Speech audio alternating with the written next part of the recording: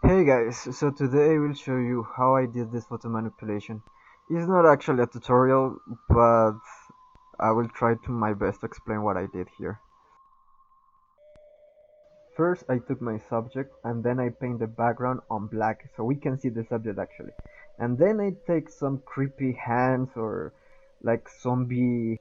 To be honest, I didn't know really what to do with the hands or if it's gonna look good, but most of these works is like this, you just start to put in stuff and you just leave it, or sometimes you erase everything and start over again, but in this case it works.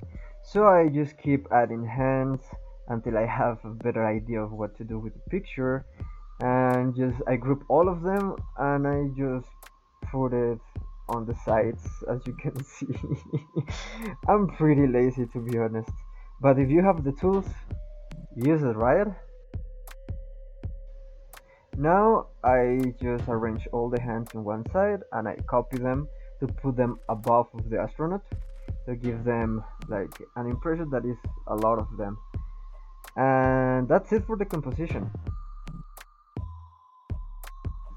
I know everything is looking pretty bad right now, pretty shitty, but don't worry, we will fix it. We just need to arrange better the hands, and that's it.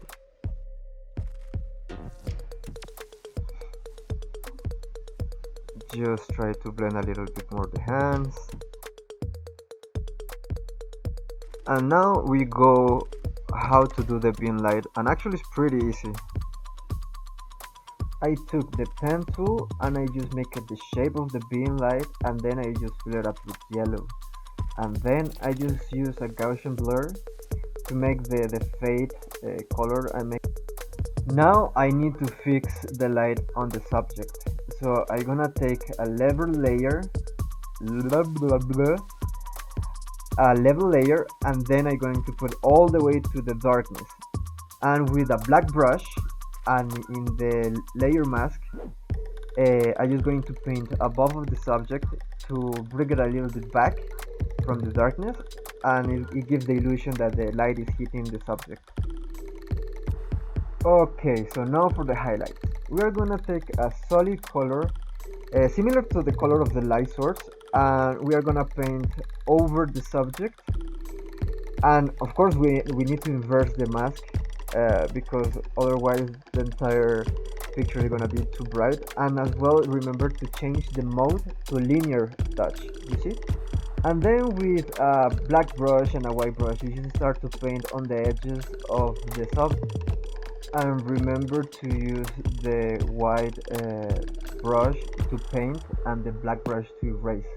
So when you do a stroke with the white brush, like for example this one, you can erase it with the black brush, so it can fade a little bit more the highlight on the subject is, and it's not too much, let's say it.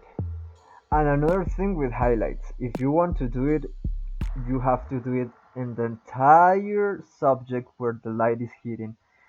So guys, let's begin.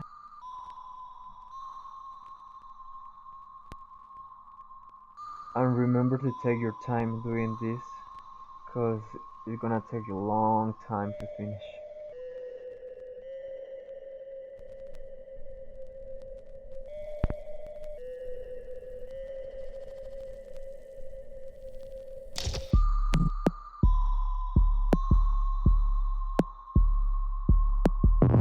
Oh, my back.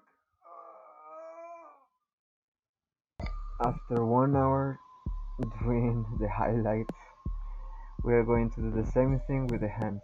Exactly the same thing. Highlight, curves for the shadows, and maybe levels to bring them to the darkness a little bit more. So you can see that most of the time that you are doing this kind of photo manipulation of this kind of edits is the process over and over and over again. That's the good thing that you know your tools. Here, for example, I just copy the beam light, and I just want to make it the source of light a little bit stronger, so I just make the same thing.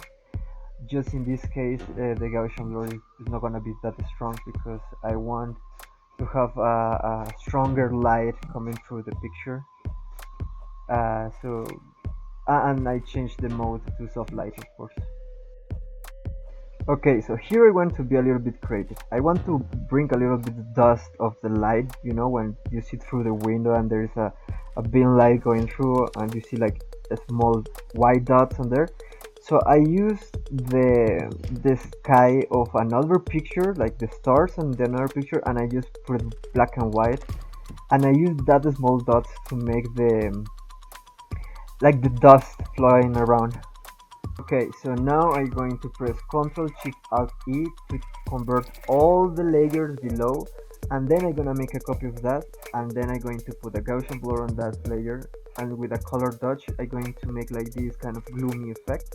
Then you press Ctrl Shift A to open the camera raw filter, and here you just play around with the layers and with the curves. Here, for example, I like to play a lot with the curves. I like to put 4 dots. You cannot see because my beautiful camera is covering everything, but I like to put 4 dots on the lines and just playing with all the colors to have some tone that I like.